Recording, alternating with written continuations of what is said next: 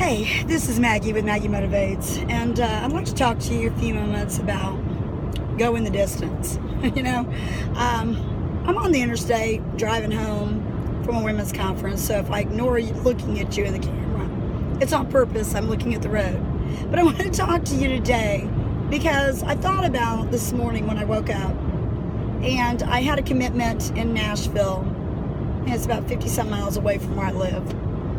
And I thought to myself, I really don't feel like going. And having said that, it would have been really easy for me to tap into how I feel instead of what would be best for me in the long run. And of course, what would God want? So, I got up, I got ready, I got my granddaughter ready, and I took her and dropped her off to her mama and headed out to Nashville. It's a little bit of a distance, but it was worth the drive. Many times in life, we have situations where we're not willing to go the distance. We go a little bit towards our destiny, or we might make some decisions and take a few steps. And I'm not saying that taking the proper steps has to be a speed race, or you have to do it really quick. But you need to be progressing towards the goal and going the actual distance. I think about the runners and how they can carry the momentum of running for miles. And then there's the sprint people. They just really, they get on it and they go fast. Or the relay runners that they go and they pass it off to the next person. And I look at my own life and I think of the different times in my life where I have been a sprint runner, where I will go really hard, really fast, and then I'll pass that thing off to someone else. And then I think about other times where I've been more in rhythm, more at pace, more being able to go the long haul because I've not burnt myself out doing a bunch of things that I don't need to be doing. And then I think about the times where I did burn myself out by doing too much at once. And I thought about the distance that we need to take when setting our goals. First of all, they have to be realistic. They have to be obtainable.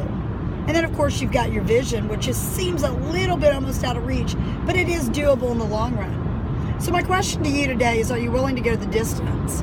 Are you one of those relay runners where you're going to go really fast and really hard? You're going to have to pass it off to somebody else because you just don't have the momentum to go the full haul? Or are you going to be one of those marathon people that are like, I don't care what it takes. I'm going to prepare. I'm going to train. I'm going to take the proper steps. I'm going to pace myself. I'm not going to overdo it. I'm going to have a strategic plan, and then I'm going to follow through with that. That's where a personal coach comes in helpful. That's where my coaches help me tremendously to not only get to where I need to go, but cheer me along the way. So who are the people in your life that are cheering you on? If you don't have those people, find them. You need them. We all need them. We need those people to say, you know what, I see this in you and you've got what it takes, and maybe you should try this or that. And then, it might not be the season for you to step into something that they see, but take the steps to get there. I thought about this morning just getting ready. You wake up and you have your time with the Lord. You grab your coffee, you get in the shower, whatever your routine might be, but you don't just go climb in your car without brushing your teeth and showering. Well, maybe you do, but you really wouldn't be presentable. So as far as your goals, you want to do the proper steps too. You want to get up and seek the Lord and say, okay, Lord, what is the next step that I have to take? Because before I can do the things that I'm called to do, there might be some things that I need to change in myself, some mindset, some things I might need to clean up. Maybe you don't need a physical shower, but you need a spiritual shower.